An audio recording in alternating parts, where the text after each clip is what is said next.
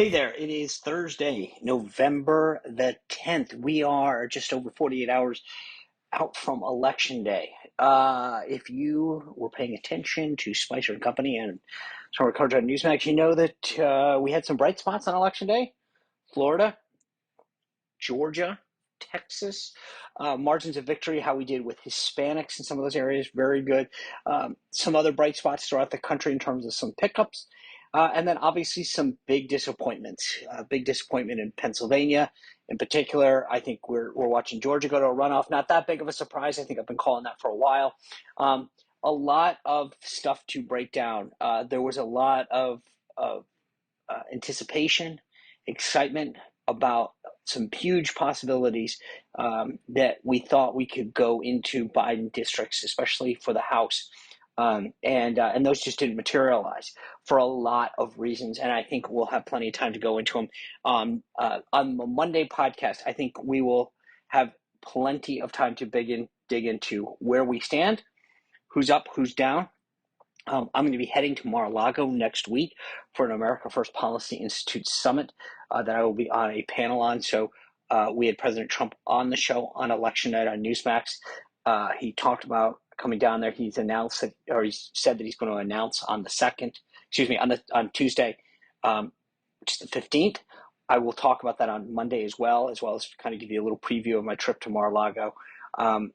So there's going to be plenty to break down, a lot of stuff we still don't know for certain at this point. So I say all that just to give you a preview of where we're headed. Make sure you subscribe and share this so that you get that Monday episode, because we'll have plenty to break down and talk about where we're headed. I think this is going to be fascinating. The thing that's interesting, I think that the Trump announcement next Tuesday, if everything continues to go as planned, will accelerate Biden announcing his reelection, which will ice out the Kamala Harris's and the Pete Buttigieg, at least for now. I don't know that I ultimately believe that Biden goes through with this. I really don't.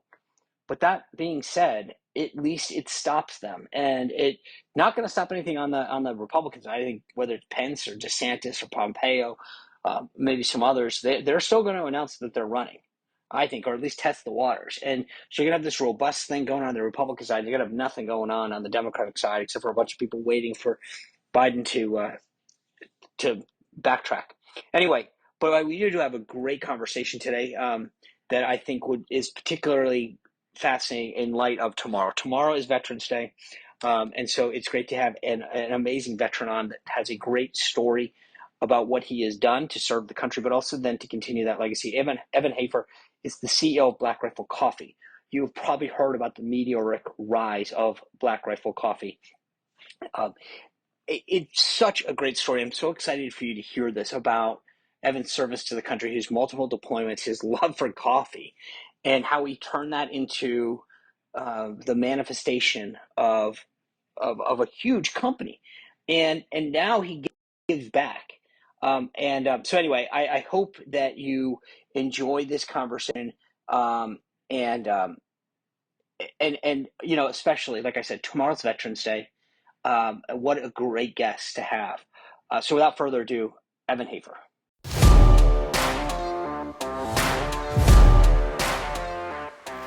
Evan, I want to welcome you to the show. Thank you for doing this. I mean, look, I think everybody, when they hear your name, knows about your background of service, knows about Black Rifle Coffee. But I'm sort of interested in reading about how you grew up in dealing with your family's logging company. I got to imagine that's tough work.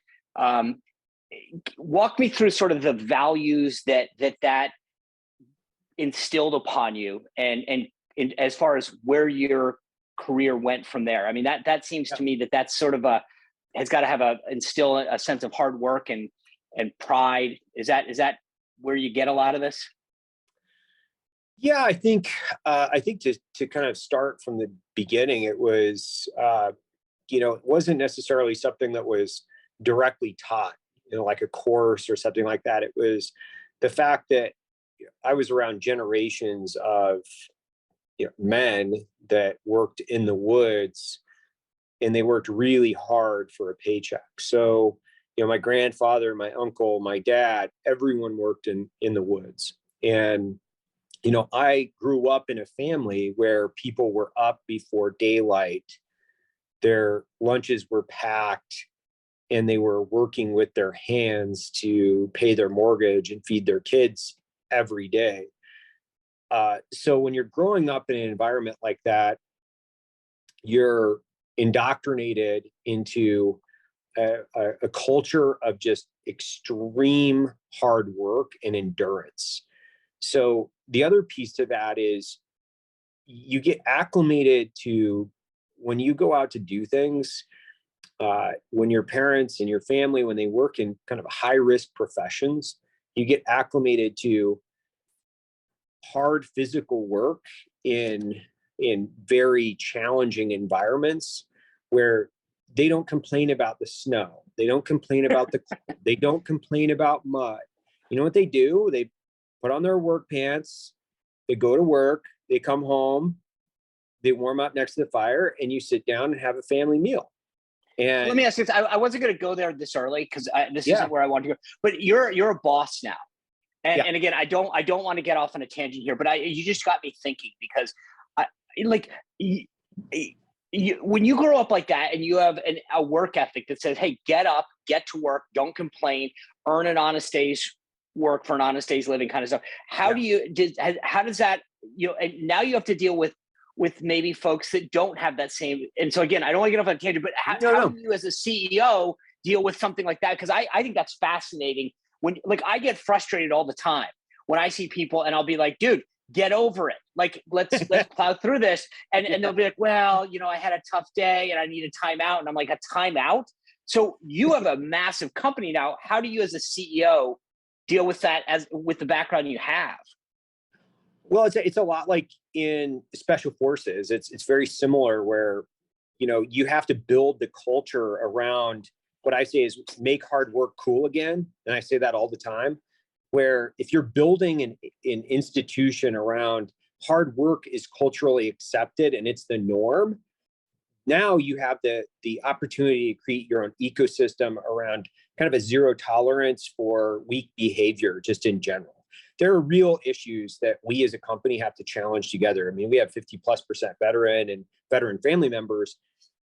When we talk about veteran related issues, we're talking about people that have literally lost limbs in combat. We're not complaining about the comfort level of our chairs, because that's going to make us sound really weak and pathetic to our peers that have an above knee amputation. Like, oh man, I sprained my ankle playing ultimate frisbee. That's really not a lot of the complaints that are being pushed out here in the company. I think the culture is part of the CEO's responsibility, especially me as the founder. You've got to set that tone for hard work is the norm, not the exception, and make it something where I say peer accountability is a big part of this, because that's part of being on a special operations team. It's peer accountability where you're driving the results for mission success all the time. Your personal feelings and your physical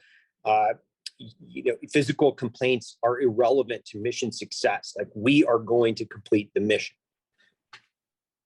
So let's get back to that service and mission. I mean, Sure. you joined the National Guard in high school. What was that?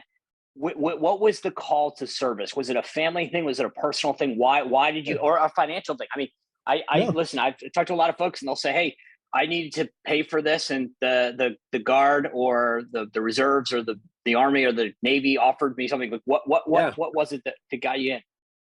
Uh, very, very early on, I really wanted to uh, serve because I thought it was cool. So the driving factor in this was I just really wanted to be a Green Beret. And I thought it was super cool. It had nothing to do with, my college fund or, how I was going to pay for college. It had zero to do with anything other than I wanted to jump out of airplanes, and I wanted to do like commando stuff. That's what I wanted to do. And I was out in the mountains. I spent a lot of time in the mountains. I still do. That's what I do recreationally even today. And I was trying to figure out, well, what I was going to do after college. I wanted a profession kind of out in the field. I wanted something that was adventurous. And I thought, well, shoot, I can join the Guard while I'm in college. It'll help me offset any of my bills. And I can go out and have fun. I can go out in the field. I can learn how to shoot. I can, run around with a belt-fed machine gun and do all this really exciting, fun stuff. And it's not just, going to class and, drinking with my buddies. I get to serve, do something really cool and exciting. And then it gives me a professional track after I get out. And that's exactly what happened. But it's not entirely. I mean, you right. So you deploy a bunch, and then you're again, correct me if I get off track here, but you kind of get out, you become a contractor to deploy again, and so the interesting thing is, I've heard the story before about how you start roasting coffee for others, right? I will admit I drink coffee. I don't know how to roast it. I know how to grind the beans, the little thing that my wife got, right? But that's the extent of it. And the thing that I think of, because I don't understand the extent of the equipment that I have, and I don't know, but I do know that when you deploy or when you go on a ship, you have a limited amount of stuff that you can take. So number one, I get, especially in the Navy, like we are not known for our coffee. In fact, what we are known for, it's like the older the better, the thicker the better. It's not the quality. And so I get the desire to have good coffee. I would say, like, I would send care packages over a lot back during the height of the war, and people would say, could you send coffee, right? Or could you send Xbox games or something for MWR, or for whatever. And so we would send stuff. I get that. Bring it over, send it over, carry it over. Roasting it, though, I think that's a niche that I never thought that anyone would do. But then the thing that I think is more intriguing, and I don't know that everybody would get this, is that, like, I remember on a ship, somebody was telling me about something they brought, and I'm like, dude, I barely had enough room for like PT gear and like a couple extra shirts, and you're bringing, like, I forgot what it was that I was so shocked that this guy fit in a sea bag. And I'm thinking, you don't have you're carrying, that's what people have to understand. This is not like luggage. Like, you're not putting it on the conveyor belt and it's brought up to your room. So everything you bring, you carry, and you're carrying it a lot. And so what goes into, I mean, walk me through, I guess, just what I kind of unpack there, like how much gear is needed to roast. Why did you deem it necessary to want to roast it yourself? And then B, like, how did you decide to, like, hey, I'm going to give up carrying some personal stuff for the roasting equipment?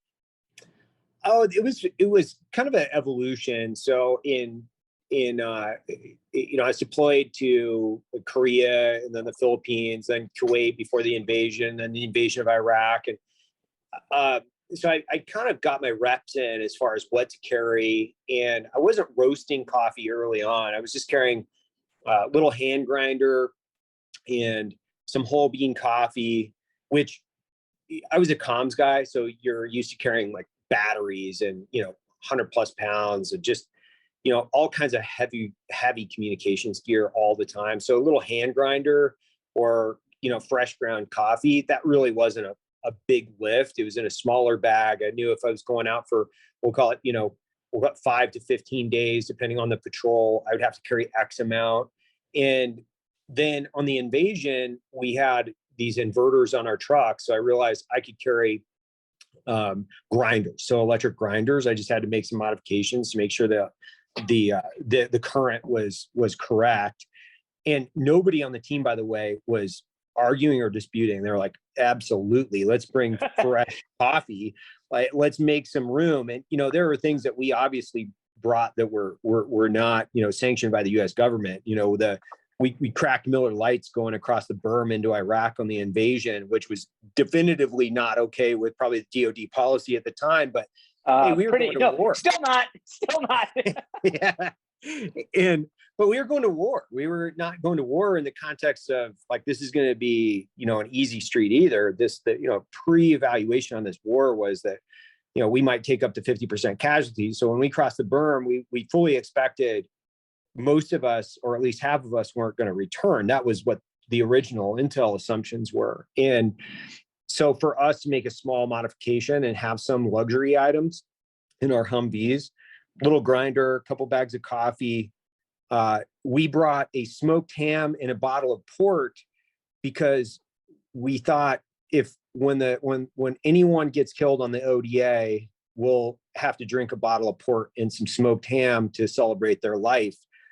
That's where our mentality was in the context of we brought a bottle of port and smoked ham and we brought some coffee. Later on, when I was working for the CIA, I started roasting coffee to take with me. I'd roast like pounds and pounds of this stuff, and I'd just carry an extra duffel bag because I would set up these little coffee stations and shipping containers out in the middle of nowhere. But I would set up these little coffee stations, and they became really big morale boosters for the team because I could make, a fresh coffee in the morning for everybody, or in the afternoon, depending on what we were doing. It might be like reverse cycle. And I just got a lot of reps in roasting, grinding, and making coffee.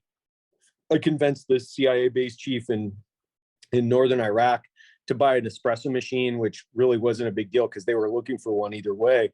And if you've ever deployed with that organization, especially at the time, they weren't skimping on items for the base. They had like protein powders and Snickers and all this crap that they would fly in, and they weren't limited on their logistics, we'll say.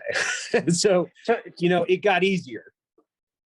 So two things. One, just before I forget to ask this, like, how do you like your coffee? Like I load it up.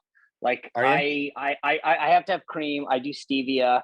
I got rid of all the sort of the sweetener crap. I can't say that I never do, but like if I can, I'll put stevia in because at least it's natural. But like, and I know that like a lot of times coffee aficionados will be like, oh, that's sort of like watering down like a good whiskey with Diet Coke or something. Like they're like, you're ruining it. Like, so, yeah. So first, just how do you like it? Just black. So that was my first roast. Yeah, it's just black, which is my first roast profile I ever did back in 2008, which was, I'd always order coffee and they would ask me, do you want cream or sugar? And I'd say, no, just black. So my mission was to create the best cup of coffee that was just black. And to this day, I still only drink it black. Yeah, that's what I figured. I mean, if I had to guess, that's where I would have put you. I think that like I said, this is like the guys who drink like bourbon or whiskey. They're like, it's neat. Like you don't screw with it, right? So let me get to this part. So I get that, getting back to kind of what I was saying before about the beans or whatever. I think that like coffee and like wine or like good liquor are it kind of in the categories, right? You've got people who are aficionados. They love their coffee and they're like, I order the beans from such and such and I have them delivered and I grind them every morning. Same thing with like wine. And then there are people like you who take it to the next level and they're like, I own a vineyard and I go over to Tuscany or I've got this. And in your case, you were like, okay, I want to take this to the next level and really roast. So where's that threshold, between being a lover of coffee, the guy who says, hey, I can get this little grinder and I can do the little things and I can bring this thing on patrol with me, to, hey, I think there's a business here. I think I can make money at this. This is a profession. I don't want to just learn the skill that you had mentioned earlier. This is why you went into the Army. But where's that mind shift that says, wait a second, I'm on to something here? It wasn't necessarily deliberate as that. It was, I love coffee. I fell in love with it back in 97. I started really going down the rabbit hole and, being an artisan of your craft. And really, it's kind of the warrior evolution. So I think Musashi he's a philosopher and a former samurai in Japan that would talk about being able to train from someone and then be able to train yourself eventually, and then be the artisan of your craft, being able to truly teach yourself every detailed aspect of it. It's just the way that I think being a soldier initially and then a true artisan of my craft, you wanted to know every detail. The devil was in the details. So it forced me to go down the rabbit hole. And it's also intrinsic in my personality. I love getting into the details and trying to understand every aspect of it. So for me, it was, I love coffee. How do I find out more? And just a natural curiosity from that led me to this point. And then my wife actually had a coffee shop in Colorado when we met. So then she started kind of unpacking the economics, where I was just really kind of a roaster, coffee aficionado, weirdo. She started kind of unpacking the economics to like price per cup. And it's like, wow, I could really transition into making this a business with my wife. And the original concept was, I want to start this boutique, roaster with a gun shop that I could have a range and a gun shop and a, bougie, lounge area where we get cigars and great coffee and really cool, like race guns and things like that. And I started taking my own pictures and developing my website. We didn't have enough money to start a coffee shop originally. So it was, well, let's sell stuff online. Let's see how it goes. And then it took off, and it was another 3 years before I actually found the time to build a Black Rifle coffee shop. And that was in Salt Lake, in the same office that I'm sitting in now. So I have a roaster in back, coffee shop. So I drove by that when I was out there. Yeah. I was actually literally, it's funny. I went out for a wedding. One of the guys, pros from Dance with the Stars. I'm on whatever that highway is going north. And yeah, I see it and I'm like, oh, that's cute. You guys, that is world headquarters. Like what is the nexus to Salt Lake? Like what got you there?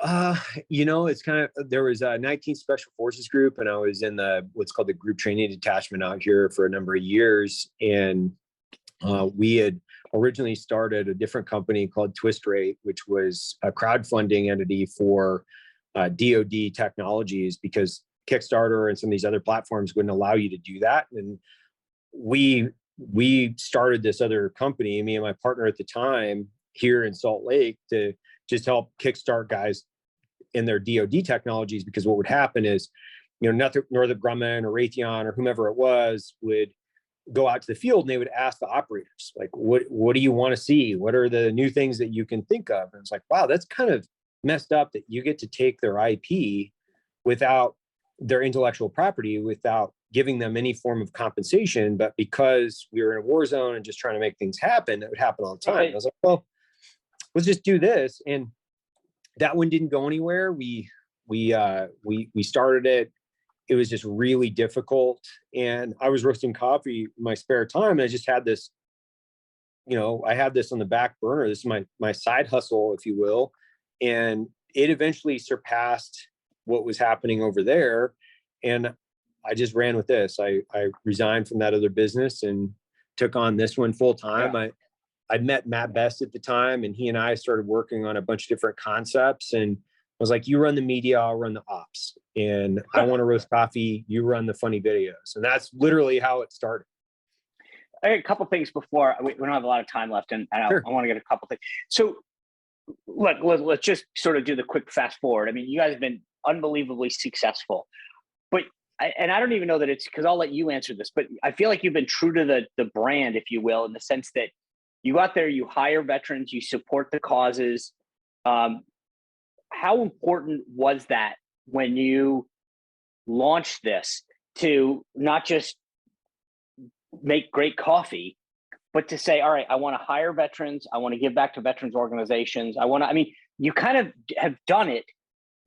Was that part of the plan, or did you say, wow, we got successful, now let's go back and make sure we take care of sort of our as we say in the Navy, our shipmates? It's always been part of it. My first 2 years, I didn't take a paycheck, but I always gave, my first year I wrote $10,000 to a nonprofit when I didn't take a paycheck. And it was a huge sense of pride for us, where every year I always give back way more than we take collectively. So between my partners, Matt Best, Jared Taylor, myself, Logan Stark, we always try to give back way more than we take in compensation. And we feel, it's our ethical responsibility. If we're successful, we also want to see our peers and our subculture successful. So the American warfighter is often misrepresented or underrepresented, specifically within corporate culture. So we wanted to build an ecosystem that was completely supportive. I say this all the time, which is, we have more conversations in the hallways of this company around traumatic brain injuries, around war-related injuries like physical injuries, amputations, around what veterans are dealing with as far as underemployment, what they might be dealing with, in the physical and psychological effects of their injuries or their war experiences. I have more conversations with people in the hallways of this company openly that would take place in 99% of corporate America every day. And it's so normalized that we know how to deal with it in a much more effective way. And a lot of these conversations that might be taking place in other companies would get you sent to HR immediately, right? Like, oh, I'm feeling a little bit down, or I got this shrapnel on my back that's really bothering me. And like, that would get you sent down to HR. Whereas like, really, man, hey, I got a great VA rep. I'll just text you his number. Let's get you in. Or, hey, I'm feeling a little bit down. Be like, okay, take the day off, dude. Like, go home, spend time with the family, plug in with somebody. Don't feel bad about it. And right. It's socially normal for us to discuss these things all the time, and veteran related issues or the humor is driven from the subculture and the community 100% around here. And that a lot of people sometimes have a hard time understanding it. And sometimes I think civilians feel excluded from the joke because there's a lot of like inside jokes that take place here. But I always say is finally. Do you think that? Do you think that people finally? Go ahead. No, go ahead. Yeah, I was about to make an Air Force joke, but I'll let you go. Yeah, it's like finally there's a place that's like you feel at home, right? You can transition, you can go someplace, and you don't feel like you're walking on eggshells, or you've got a corporate HR landmine, or landmine field that you're walking through. Where if you make a joke, military related, everybody will get it. At least 50% of people here will be like, that's funny, right? Versus in other places, whew, man, they take things way too, they're way too sensitive. They don't understand the culture. They don't understand the experience. So they're disconnected. And whereas we're connected. And I always say it's like, finally, we have a home where this stuff is completely normalized, and we've got a place where we can take care of people. And we do it all the time.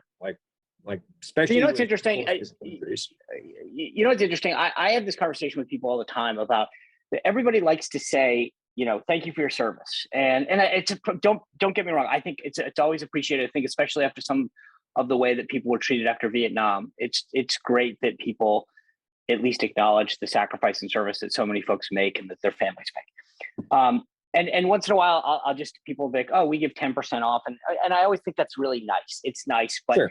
The thing that you guys have done at Black Rifle is made commitments to hire people, and as you just expressed in a really amazing way, like how you give them a home. Because I know from I serve on the board of the Yellow Ribbon Fund, on the board of the Independence Fund. It's like giving a place so that people can go and talk amongst themselves, share those experiences that they've had, rekindle themselves after a deployment or after a loss is crucial, because no one else can get that. And sometimes it's just the brigade or the unit that can share that, right? So, but the thing that I find so fascinating is some of the snark that has been directed towards your company and you.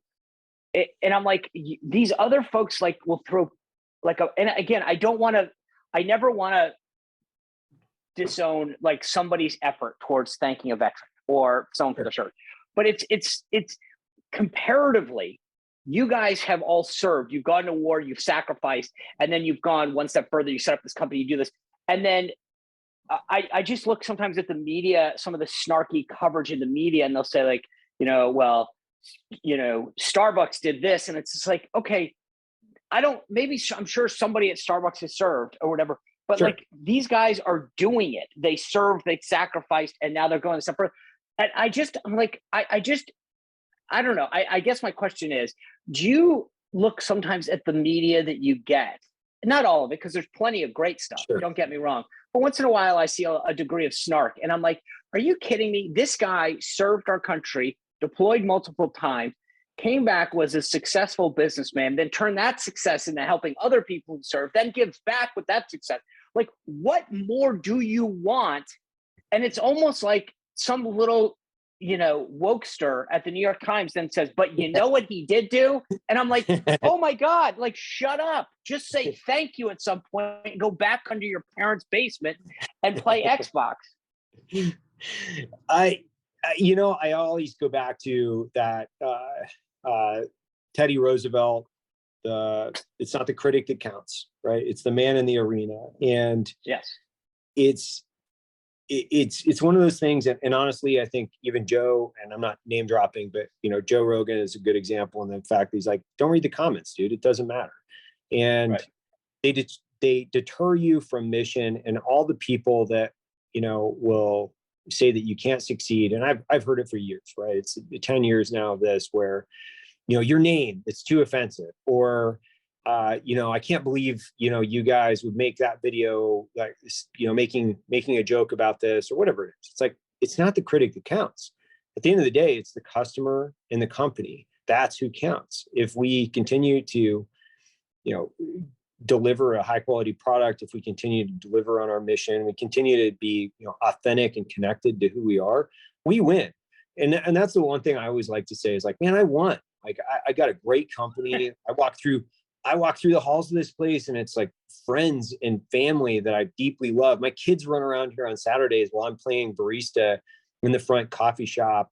We have wild game barbecues on Friday where everybody comes together and we get to eat the elk and the deer and everything that we've shot throughout the year. I've got all this really cool stuff going on. Like we had Hoist Gracie out here. We were doing a Brazilian Jiu-Jitsu seminar right here in my gym.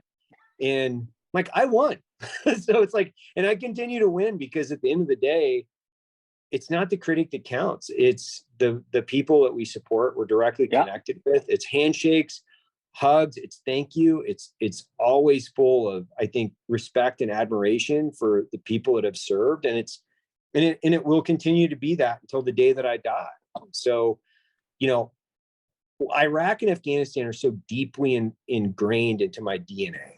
It's like those countries, that experience is so much a part of me and my DNA and who I am and my makeup, that my peer group and my subculture of the company is just an extension of my combat experience and what I built and my profound love and admiration for my community and my country.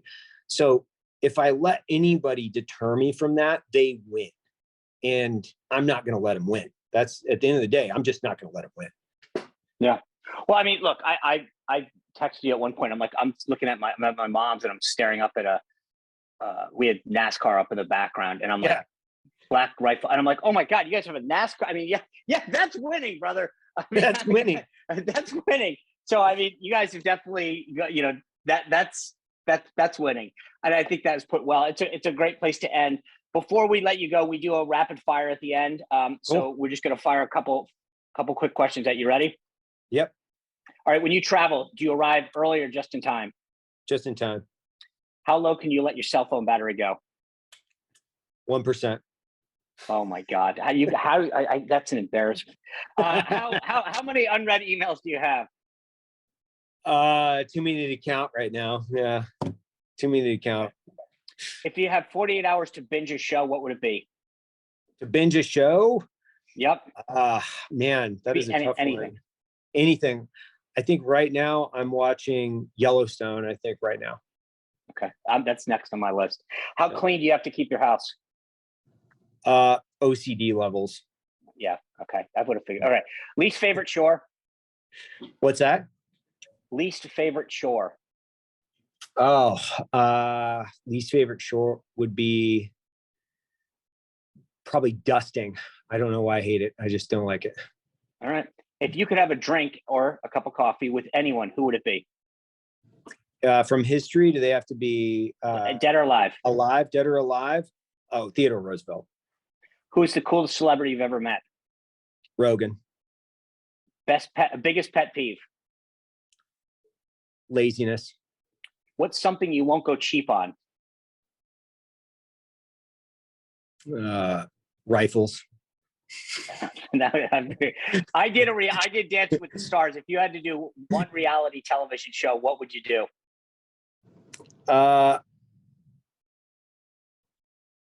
Does a loan count? You know what that is, where they go out and survive? It'd be a loan. Yeah. Okay. Yeah. Lastly, we're going to ask you to pronounce 5 words. You say data or data? Both.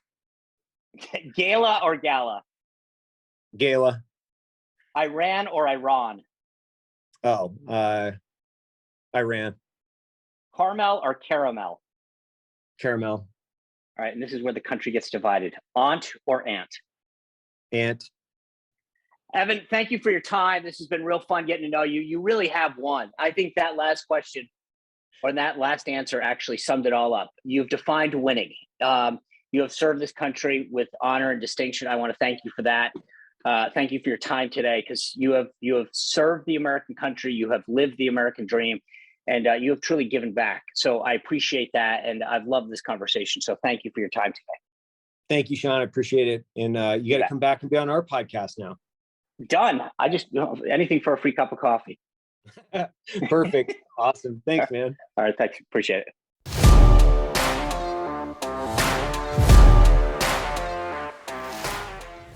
All right. I hope you enjoyed that. What a great story. It's just, I don't know. I love having these conversations with folks when you can hear about somebody's idea or dream and how it takes hold. And that dream took hold. I really just, it's funny. You heard that story where I'm like literally watching television at my mother's house, and we're sitting there, and in the background NASCAR's on, and there's a Black Rifle car. I toured the Medal of Honor, or the museum, or what will be the museum. They've got this little sort of feature where they show you how it's all. And what do they have? Black Rifle coffee. He's just everywhere. He gives back to causes. He hires veterans. Um, this is I just it's there are people that go out and serve their country and do great things. We talk to them, we meet them, and you're in awe of them. And then he just keeps going. And that's what I think is so cool about Evan and what they're doing at Black Rifle. Um, so it's great coffee. That's the other thing. It's a great product. So if you have a chance, do something that you always talk about putting your money where your mouth is and supporting great causes. Um, I think this is one that, if you are a big coffee drinker, take a try, order some, try it out, see what you think. I know that it's great because, like I said, the beauty is that um, Evan gives back to so many people. He hires veterans, he gives to great causes, he's done great things, and he keeps going. And he's got a great attitude, and he's a fun guy. If I follow him on Instagram, and he's always doing something cool. He's right though. It's like Instagram only tells part of the story, but what a great person, especially as I mentioned at the forefront, the beginning of this, to talk to ahead of Veterans Day. We give thanks to everyone who served, and give him back, and so I appreciate his service and everyone else who's been out there serving the country. So thank you to everyone who's done that. Enjoy tomorrow for those of you who have served. For those of you who are spouses or family members of someone who served, thank you for allowing them to serve, because it truly is a sacrifice for the families as well to have a spouse or a brother that can't, sister who can't be there on birthdays or key events. It really is tough for the family. And so when you're a family member, you're part of this. Anyway, thank you for being part of this family, the Beyond the Briefing podcast. Continue to share this, rate this, review it, and subscribe. And I will see you back Monday. As I said at the outset, lot to break down with the election and where we're going from here. So have a great weekend. I'll see you back here Monday.